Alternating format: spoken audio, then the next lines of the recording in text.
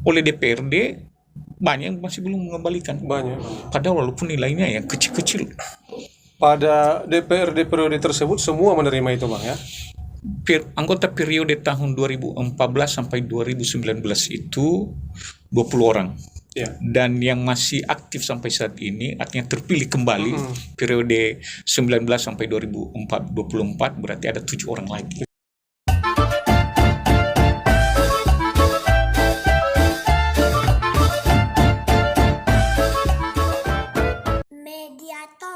Pabili Rizwan Mediator, kami kembali hadir di studio kami. Pada saat ini kami akan membahas sesuatu penanganan kasus dari daerah Nias Barat. Pada saat ini jaksa sedang menangani permasalahan dana anggaran tunjangan transportasi dan tunjangan perumahan bagi anggota DPRD Nias Barat tahun anggaran 2017 dengan 2018. Pada saat ini juga jaksa mengatakan akan memanggil semua anggota DPRD periode 2014-2019 dan sebagian dari mereka telah dipanggil untuk dimintai keterangan. Bersama kami telah ada narasumber kami, yaitu merupakan aktivis pemuda, pegiat korupsi, anti korupsi dari daerah Nias Barat, Abang Anda Petrus Gule, sarjana ekonomi. Selamat siang Abang Anda. Selamat siang. Nah, ini menarik ini Bang. Ya. Kasus yang dari Nias Barat ini, bahwasanya jaksa telah memanggil beberapa orang ya dalam hal ini ya. Terkait tunjangan perumahan dan tunjangan transportasi. Abang sebagai pelapor, kira-kira bukti-bukti apa yang Abang temukan dalam masalah ini, Bang?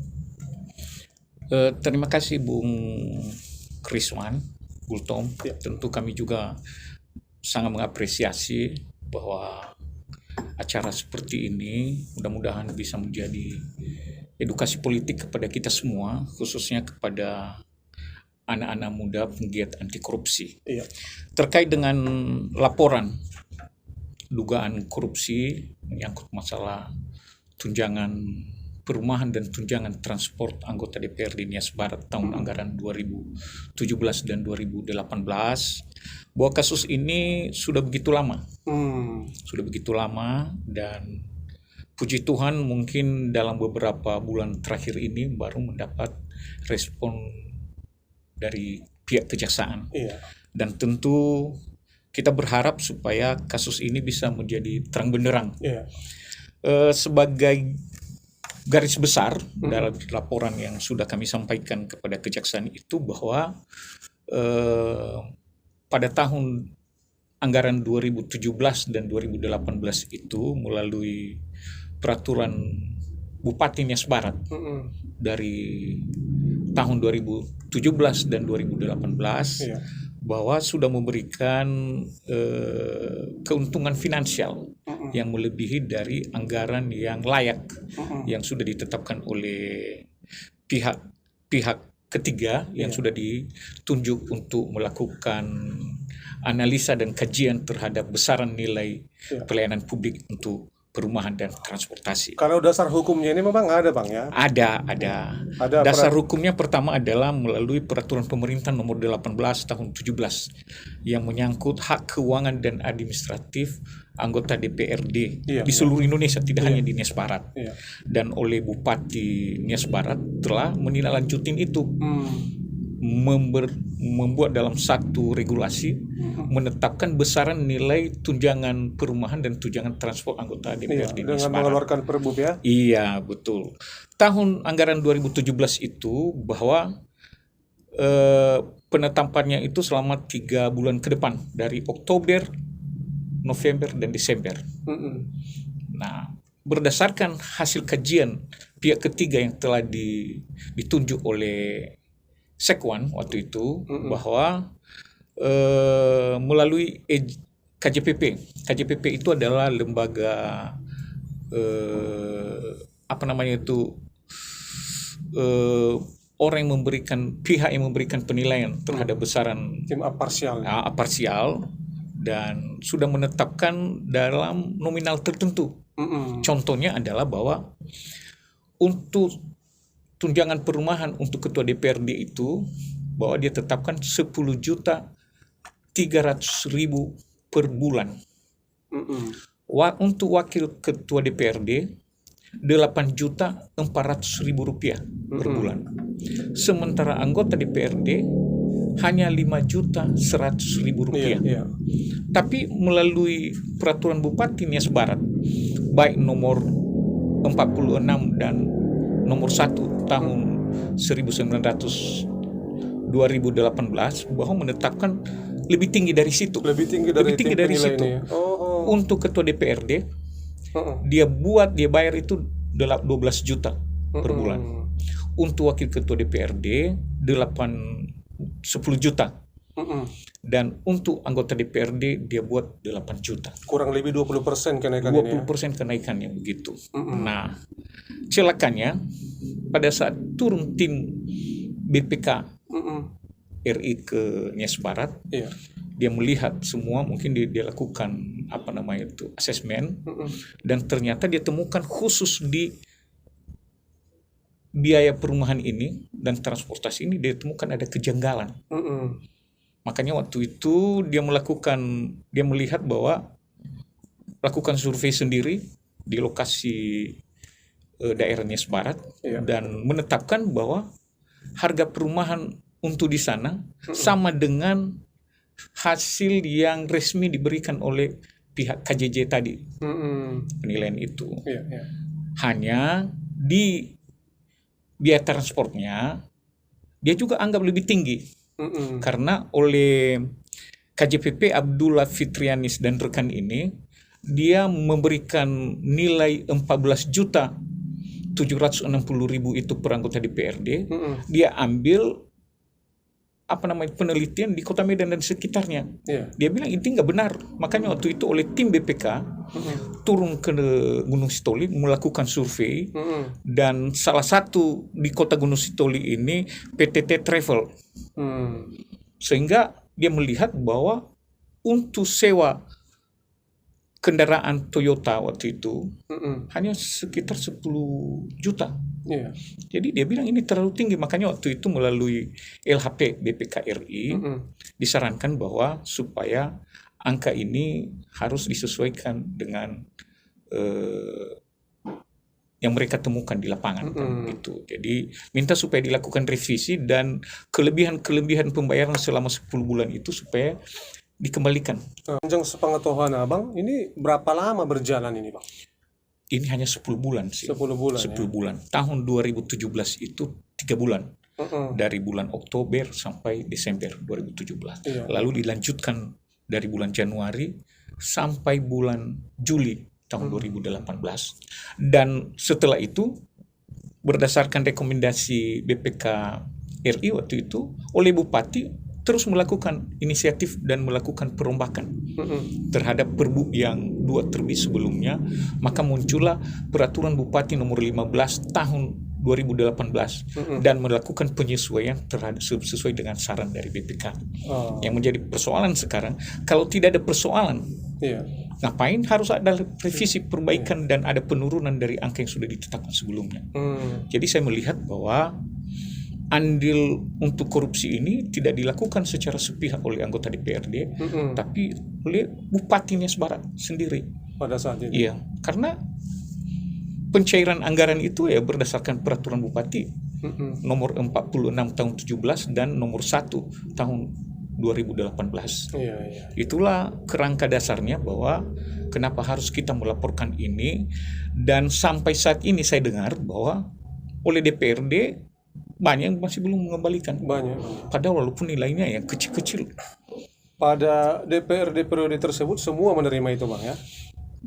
Anggota periode tahun 2014 sampai 2019 itu 20 orang.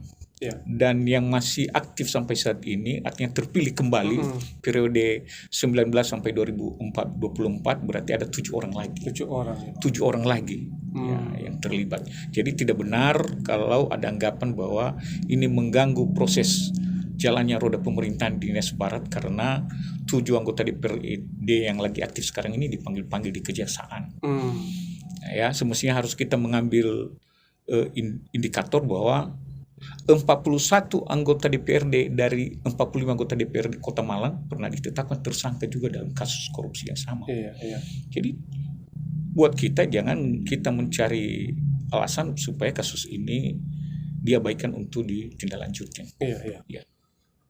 Pada pemeriksaan terakhir kita lihat di kejaksaan kemarin Bang, kan mereka bercokol mengatakan itu tidak ada masalah karena kami dipayungi PP, begitu Bang.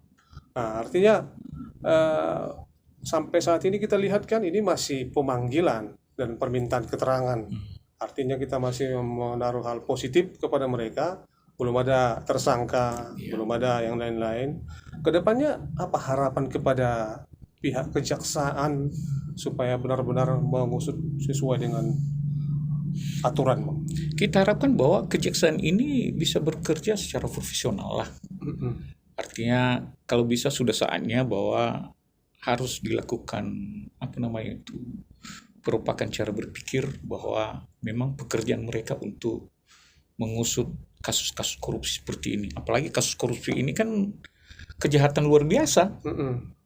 Kejahatan luar biasa, maka karena itu tidak boleh main-main.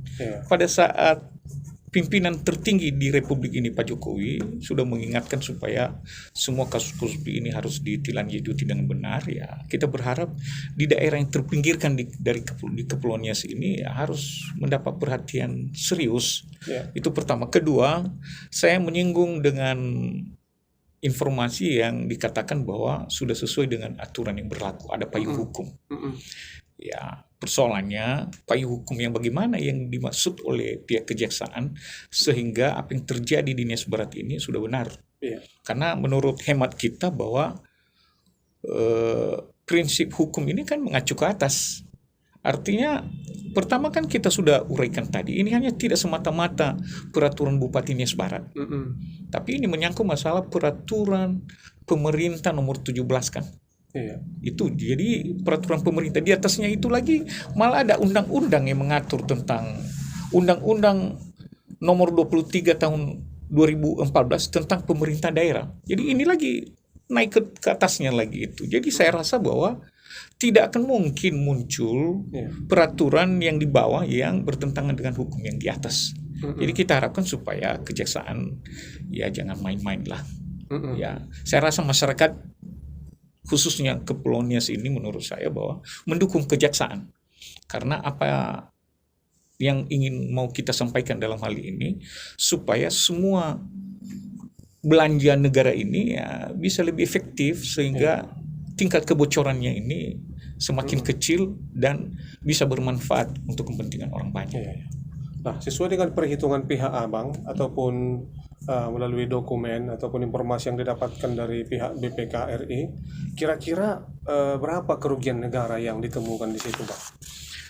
Berdasarkan hitungan kita, artinya dugaan hitungan kita dulu, dari besaran tunjangan perumahan itu yang selama 10 bulan itu besarannya 542 juta rupiah.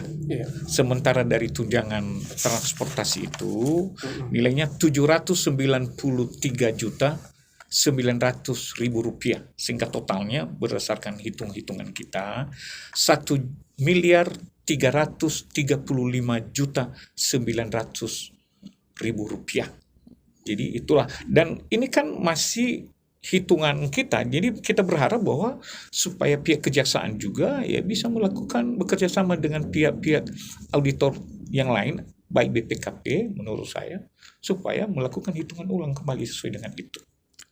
1 miliar sekian yang Abang katakan tadi itu biaya yang terserap atau dugaan kerugian?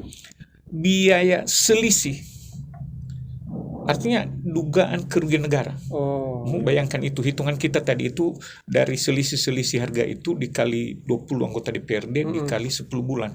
Jadi 1,3, artinya nilai kerugian bersih, bukan dari anggaran keseluruhan. nilai kerugian bersihnya Iya. 1 miliar sekian, Bang. Iya, 1,3 miliar. Nah, kalau kita lihat flashback ke belakang, Bang. Mereka kan dapat hak ini, dapat tunjangan perumahan, tunjangan transportasi. Kalau Abang melihat sebagai tokoh pemuda di Nias Barat, periode tersebut bagaimana performa wakil kita ini di sana, Bang? Ya, menurut hemat saya, tentu juga boleh kita berbeda memberikan pandangan terhadap keberadaan anggota DPRD di Nias Barat itu. Artinya tentu sangat mengecewakan.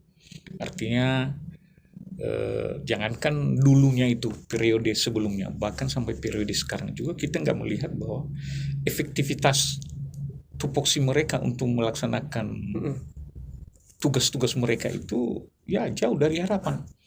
Ya, fungsi pengawasan mereka terhadap pelaksanaan pemerintahan di Nias Barat sangat rendah. Ya, bisa dibuktikan bahwa apa sih yang mereka temukan selama mereka bekerja untuk Nias Barat, katakan itu melalui rapat-rapat paripurna mereka, ada nggak rekomendasi mereka?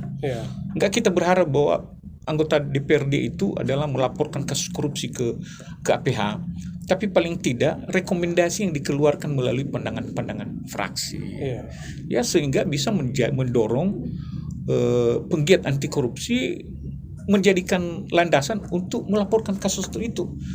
Jadi saya melihat bahwa kalau tidak ada temuan jurnalis, LSM, saya yakin seolah-olah di Nias Barat itu nggak ada masalah.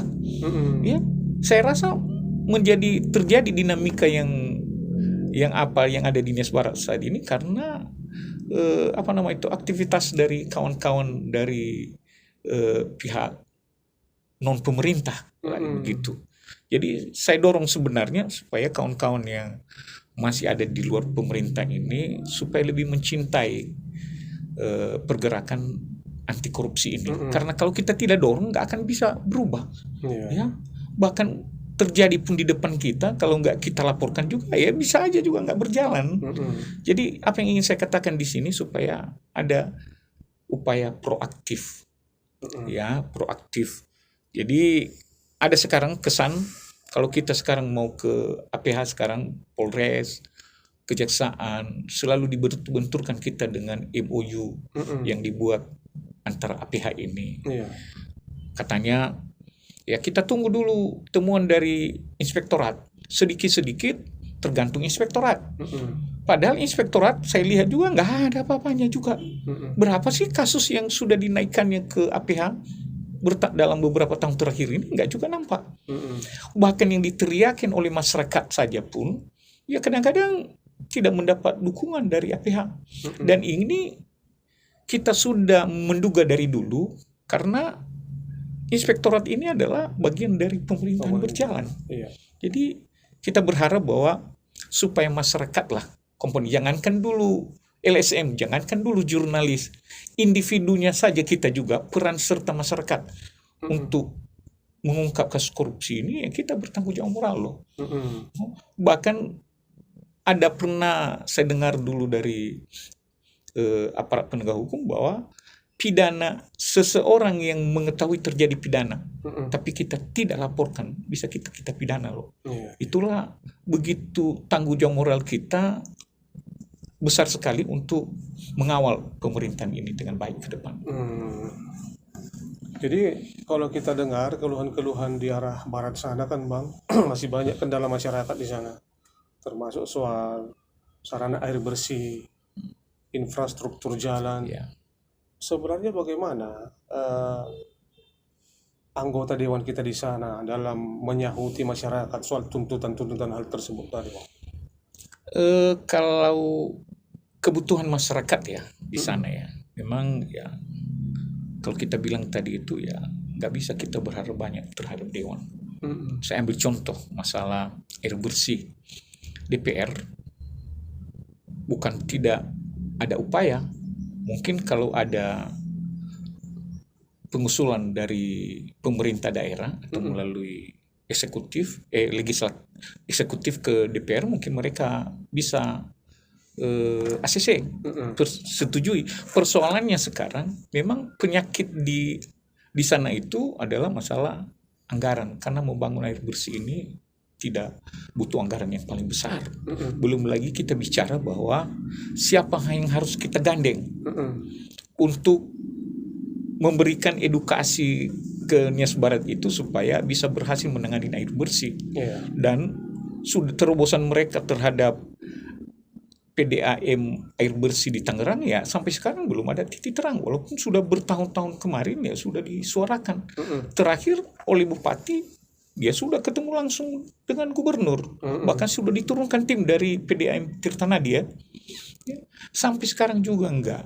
Dan saya yakin kendalanya ada uang, pasti ini akan menjadi proyek yang defisit terus karena kosnya yang terlalu tinggi dan kebutuhan masyarakat akan air bersih ini pasti masih minim. Ya, jadi tidak bisa memberikan harapan yang terbaik di masa depan. Tapi menurut saya bahwa karena ini adalah merupakan kebutuhan pokok, tidak ada alasan untuk harus dimulai saat ini. Ya, daripada tidak pernah terpikirkan. Jadi di samping getolnya Dewan menerima haknya, kita juga menuntut kewajiban mereka sebagai wakil kita ke depannya, Bang ya. Nah, kembali ke awal tadi, Bang. Kalau misalnya nanti ini semua dipanggil anggota dewannya, semua diproses, diperiksa, apakah tidak mengganggu tugas-tugas di dewan ini, Bang? Menurut saya ya pasti tidak. Ya, artinya juga panggilan pihak kejaksaan juga bukan berarti wajib harus saat itu juga. Tentu ada mengatur ritme. Dan saya lihat sekarang itu 7 orang anggota DPRD sekarang yang lagi masih aktif yang terlibat pada kasus penerimaan tunjangan perumahan dan transportasi anggota DPRD ini ya bukan jumlah yang banyak. Ya, artinya menurut saya tidak boleh dijadikan alasan lah. Dan Nias Barat ke Gunung Sitoli ini bukan jauh sekali. Ya kita harap bahwa supaya terjadi kerjasama yang baik lah. Ada kepatuhan dari anggota DPRD supaya kasus ini juga kalau memang nggak ada ya sudah pasti nanti tidak akan lanjut juga. Pihak aparat penegak hukum juga ya pasti mereka punya standar. Ya paling tidak seperti yang selalu mereka katakan bahwa minimal 2 alat bukti. Ya, yang menjadi persoalan bahwa sudah memenuhi unsur tapi dilama-lamain. Ini menjadi masalah. Ya. Nah, kalau ini Bang ke depannya penegakan hukum di mana-mana. Artinya kita tetap berpandangan positif kepada aparatur kita, ya kan? Bila mana nanti ke depannya ini lama atau tidak berarti proses, apa tindakan kita ke depan? Atau yakinkah Abang ini bisa dirampungkan dan berkasnya diserahkan ke pengadilan untuk disidangkan? Bagaimana kira-kira? Kalau menurut saya sih tergantung etikat baik dari pihak kejaksaan.